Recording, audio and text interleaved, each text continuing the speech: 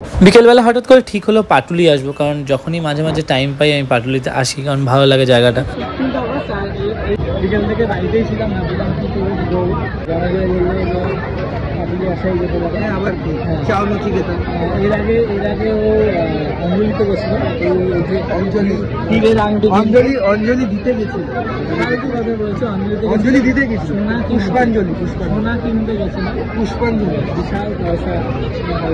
তো এটা আবার নতুন আজকেই কিনলে না, আছে টাকা নেই, পয়সা টাকা না, ব্যাপারটা হলো সোনা আছে কিন্তু টাকা নেই। যদি তুই দেখিস বা ভাবিস আসলে যে বন্ধুত্ব, যে কোনো সম্পর্ক, সেইগুলোই সমান। আমি মেটেরিয়ালিস্টিক লাভে বিশ্বাসী নই। এর সাথে আসলে অর্ধেক ব্লগ আমার গ্যাঞ্জেই চলে যায়, যার জন্য বাতিল দেশে খাওয়ার জন্য। তো দেখি কি পাওয়া যায়, ভালো করে বানাবে।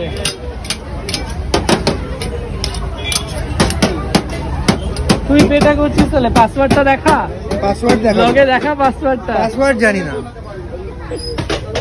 বলে কি। এখন যাচ্ছি রণজয়ের বাড়ি। কেসটা হলো ওর ভাগ, রাত্রে ওদের ডিনারের ভাগে ভাগ বসাতে। কাকিমাকে বলে দিল যে পোলাও হয়েছে নাকি ওর বাড়ি, তো এখান থেকে টানতে নিয়ে যাবে আমাকে। পোলাও আর কি, আজকে তো ভেজ। কি খেয়েছিস? কি খেয়েছিস দুপুরে? পনির। তাহলে ঠিক আছে, আমার পনির কিছু চাই না, রাজশাহী পনির। বাবা ব্যাপারই আলাদা। এরকম ভাবে মায়ের উপর কেন অত্যাচার করি? যাই অত্যাচার কি আছে, এটা তো স্নেহের অত্যাচার। বাবা মানে ওর সাথে কথাই পারে যাবে না। পাটুলিতে খেলাম, ওটা খেয়ে এতটাই মানে ভেজ খেয়েছি না, কাকিমাকে গিয়ে বলবো তুই নন ভেজ খেয়েছিস। খেয়ে দিয়ে একটু আড্ডা মারছিলাম, অনেক কথা জমে থাকে যেগুলো মানে সবার সামনে বলা যায় না, যেগুলো অনেক সিক্রেট। তোর কি বান্ধবীর সাথে ঝামেলা হয়েছে? এক্স্যাক্টলি, সে তো হয়েছে, এবং সেটাই ওকে শেয়ার করছিলাম। অনেক কথা যেগুলো বন্ধুদের শেয়ার করা যায়, সবাইকে শেয়ার করা যায় না। তো অনেক কিছু সাজেশন দিল কিভাবে লাইফে এগোতে হবে, রাইট। এবার সেইভাবেই চেষ্টা করবো পরবর্তী টাইমগুলোতে। চুপচাপ শুনে যাও, তারপরে বলে দাও যে সরি, মুখ বুঝে সহ্য। কাকিমা পোলাও আর পনির বানিয়েছে, গিয়ে দেখা হচ্ছে রণজয়ের বাড়ি। বাসে উঠেও ক্যাজরা, হ্যাঁ টাকা দিবি না বলে।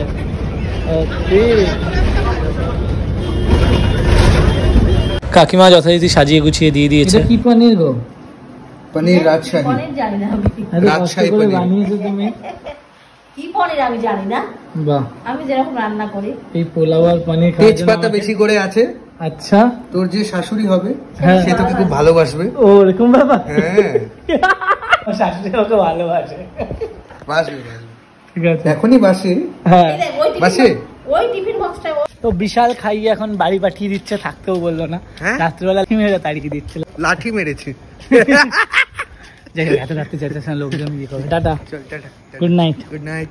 দেখা হবে আবার কালকে মনসা পুজো। আর কালকে মনসা পুজো সকাল সকাল চলে এসেছি ঠাকুর কিনতে। এখান থেকে প্রতিবার কিনে, আমাদের অ্যাকচুয়ালি 9 নাগ হয়। তো চলো দেখা যাক ঠাকুরটা কেনা। এই দোকানটা হলো সন্ধ্যা বাজারে, বাট 9 নাগ একটাও দেখতে পেলাম না। তো এখানে এটাকে বলে আদার ফানা, ঠিক আছে। আমাদের আগে কিন্তু এই ঠাকুরটাই পুজো হতো কালার ছাড়া, মানে শুধু সাদা থাকতো, তার উপর ডিজাইনিং থাকতো। বাট এখন আর হয় না, এখন নর্মাল বিশৌরিতেই হয়। কেসটা হচ্ছে একটা দোকানে পেলাম, হ্যাঁ আর একটা দোকানে যাচ্ছি। ওখান থেকে অ্যাকচুয়ালি 9 নাগটা না পাওয়াটা খুব চাপ। তো ওই জন্য আমাদের অ্যাকচুয়ালি আগে আদার ফানা হতো। আদার ফানা কোনটাকে বলে দেখালাম, তো ওটা এখন বন্ধ হয়ে গেছে। ফাইনালি পেলাম 9 নাগ পাওয়া এদিকটায় খুবই চাপে, এদিকে সবই অষ্টনাগ। তো আমাদের 9 নাগেরই রিচুয়াল আছে, এগুলো দেশের মানে পূর্ববঙ্গের যেহেতু যা যা নিয়ম হয়ে আসে তাই এখনো অবধি চলে। তো চলো মাকে নিয়ে বাড়ি যাই, সন্ধ্যেবেলা বাজারে বেরোবো, আজকে জন্মাষ্টমী, বাড়িতে পুজো আছে আবার।